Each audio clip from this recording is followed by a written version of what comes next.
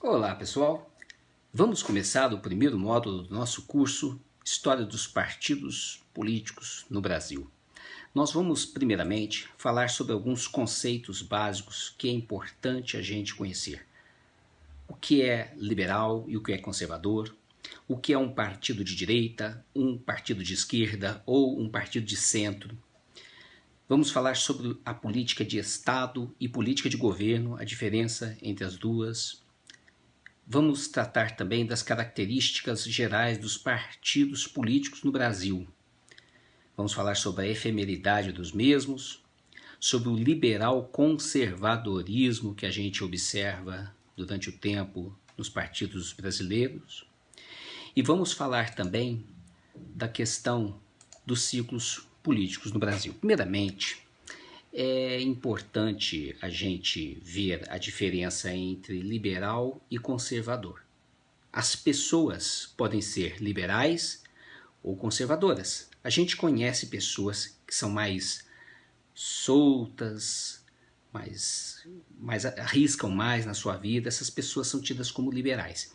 E a gente conhece muita gente também que é bem conservador, não é? É aquela pessoa que não gosta de mudar o que já vem dando certo, gosta de que a vida seja bem sempre daquele jeito, dentro daquele sistema, daquele método que a pessoa se acostumou.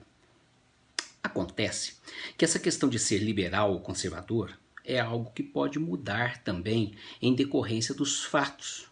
Por exemplo, quem está mandando em uma situação normalmente prefere que as coisas continuem como estão. Nesse caso, elas estão sendo conservadoras para esse fato.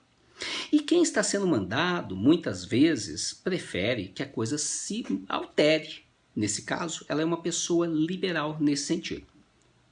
Há um exemplo que está inclusive na nossa apostila, que fala o seguinte: um sujeito que no emprego dele tende a obedecer o seu patrão ou seu chefe, ali ele tende a ser liberal, ele quer mudar algumas coisas. Mas esse mesmo sujeito, dentro da sua casa, educando seu filho, vendo seu filho fazendo alguma coisa que vai deixar ele preocupado, ele passa a ser conservador. Dentro de casa ele é conservador, no emprego ele é liberal. Não é? E é assim que funciona. Inclusive e especialmente na política. O partido que está no mando, o partido que está na situação, tende a ser conservador, a tentar manter as coisas como estão, até porque ele precisa ganhar a próxima eleição também. E o partido que está na oposição, que está fora do governo, tende a ser mais liberal em relação às coisas que estão acontecendo naquele momento. Ele vai tender a achar defeitos para criticar e tentar mudar a situação para chegar ao governo. Então, o conceito de liberal e conservador, ele pode alterar durante o tempo. Um partido que hoje se mostra liberal pode se tornar conservador quando ele ganha o governo. E o contrário também pode acontecer. Diferentemente, é a questão de um partido ser de direita, de esquerda ou de centro. Por quê? Porque aí nós já temos um viés ideológico. Olha só, um partido que se preocupa com questões sociais, que valoriza questões sociais, é tido como um partido de esquerda. Um partido que se preocupa com o mercado, que está preocupado em atender às exigências do mercado, é tido como um partido de direita. Isso surgiu lá na Revolução Francesa. Em 1789, a partir de 1789, na Revolução Francesa, quando dois grupos se separaram durante as convenções que existiram, dois grupos sentaram em partes diferentes. Durante a Convenção Nacional, os girondinos, defendendo os interesses dos burgueses, sentavam-se à direita, e os jacobinos, defendendo os direitos das pessoas, dos pobres, sentavam-se à esquerda. Houve a radicalização do processo na França. Muito bem, a partir daí, os partidos começaram a ser chamados conforme a sua ideologia, de esquerda ou de direita, mas tem partido de centro também. Tem partido que não fica nem muito à esquerda, nem muito à direita. E a gente pensa, poxa, essa parece ser a posição ideal para um partido. Por quê? Ele pode agradar dos dois lados. Mas pensando bem, isso pode ser uma armadilha, porque ele pode, na verdade, desagradar ambos os lados. Muito bem, temos de falar também sobre a questão de política de Estado e política de governo. Veja bem, um governo é transitório, o Estado não. O Estado tem algumas políticas de que ele não pode abrir mão, são linhas mestras que ele tem que seguir, que inclusive está na Constituição. Então um governo, quando assume o poder, ele pode fazer algumas alterações, praticar a sua política de governo, mas ele não pode mexer em outras, que são linhas mestras, que é a chamada política de Estado. Um Estado será tão mais forte e tão mais confiável quanto mais política de Estado existir, porque sobrará menos espaço para aventuras que algum governo ou outro pode tentar colocar em prática, o que pode ser um perigo. Muito bem, dando sequência, nós vamos falar sobre os ciclos políticos no Brasil. Um pouquinho antes, vamos falar da característica básica dos partidos brasileiro, para a gente entender bem o que vem a ser os ciclos, porque a característica básica dos nossos partidos é a sua efemeridade. Nossos partidos políticos não costumam resistir ao final dos ciclos políticos. Conforme os ciclos políticos se alteram no país, os partidos simplesmente deixam de existir, porque normalmente eles são e foram criados exatamente para servir àquele momento. Quando a coisa muda, os partidos simplesmente mudam também. Falando dos ciclos políticos, e aí sim a gente vai compreender melhor a situação, o primeiro ciclo que a gente levanta aqui é o período colonial. Neste momento, o Brasil, como Brasil, ele simplesmente não existia. Nós temos que pensar, antes de 1822, não em Brasil, nós temos que pensar em Portugal. Por quê? Porque o Brasil era uma mera colônia portuguesa. Todas as orientações políticas vinham da metrópole e o Brasil simplesmente cumpria ordens. Isso não quer dizer que não começaram a existir aqui determinados grupos com ideias, com pensamentos. E esses grupos, durante o primeiro ciclo, que é o período colonial, vão ser o Partido Português, o Partido Brasileiro e o Partido Radical, que nós vamos falar um pouquinho melhor daqui a pouquinho. Esse Partido Radical, ele era chamado de Partido Radical Liberal. O segundo ciclo político que o Brasil viveu foi durante o período imperial. Esse ciclo é dividido em 3 fases, porque no primeiro reinado é uma fase, depois vem o período regencial e, por fim, o segundo reinado. No primeiro reinado, ele foi governado por Dom Pedro I, que proclamou a independência. Nesse momento, a gente tinha o Partido Brasileiro e o Partido Português. O Partido Brasileiro aí já começa a dividir em ala direita, ala esquerda. No período regencial, nós temos 2 fases, inclusive, dentro desse período. A primeira se chama Avanço Liberal, onde nós tínhamos o Partido Liberal Moderado, o Partido Liberal Exaltado e o Partido Restaurador. Vamos falar com calma disso depois. E depois nós vamos ter o Regresso Conservador, que é quando surgem o Partido Progressista e o Partido Regressista. Posteriormente, no segundo reinado, nós vamos ter uma preocupação premente com as questões estruturantes do Brasil, principalmente em relação à escravidão.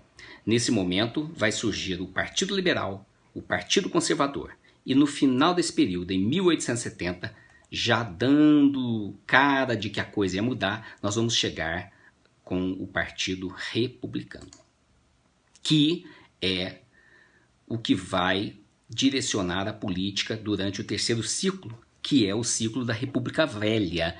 Nesse momento nós vamos ter um embate entre centralismo e federalismo e um predomínio dos partidos republicanos.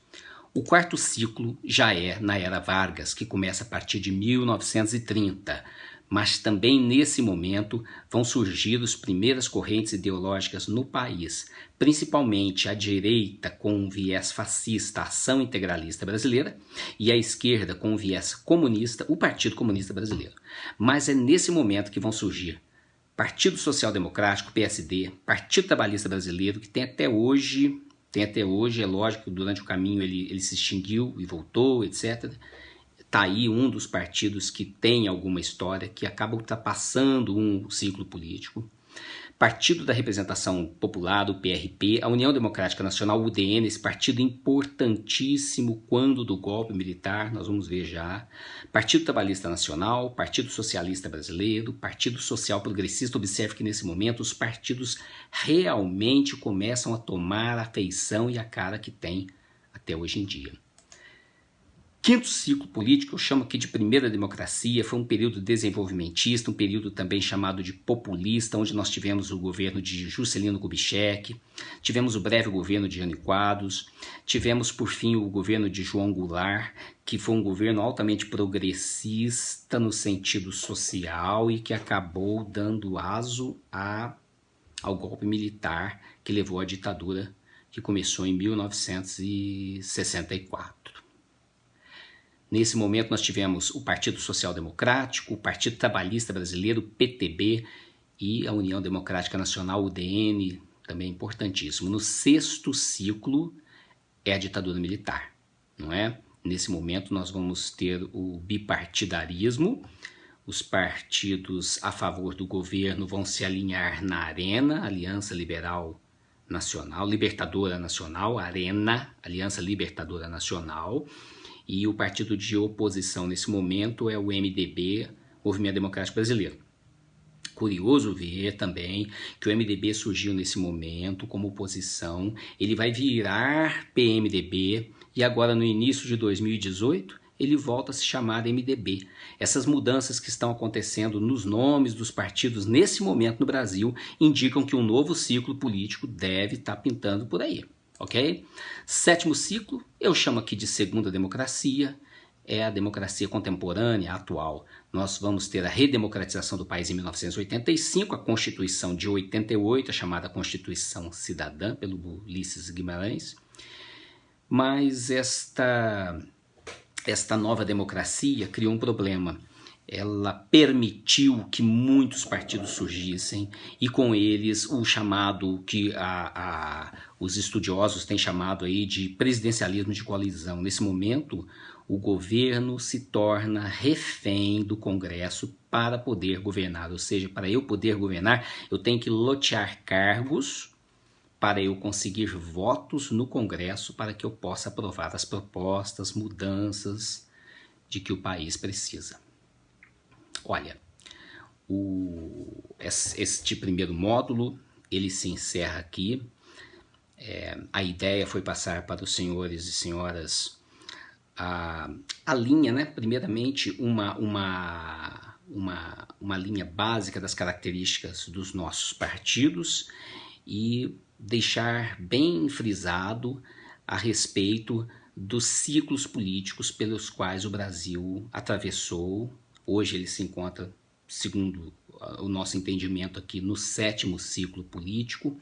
Nós estamos vivenciando um momento que a gente pode estar alcançando o oitavo ciclo e que esse novo ciclo seja um ciclo que não altere a nossa Constituição, porque nós precisamos enfrentar o momento, enfrentar a situação, nós atingindo um novo ciclo. Esse novo ciclo pode acabar com esse presidencialismo de coalizão, ele pode trazer um presidencialismo mais útil para o nosso país, de modo que, se nós conseguirmos dessa vez mudar o ciclo sem alterar a Constituição, nós teremos uma coisa bem mais assentada na ordem, na lei, e aí sim nós poderemos dizer: o nosso Brasil tem jeito e nós estamos conseguindo o caminho, nós estamos seguindo o caminho correto, que é o caminho constitucional.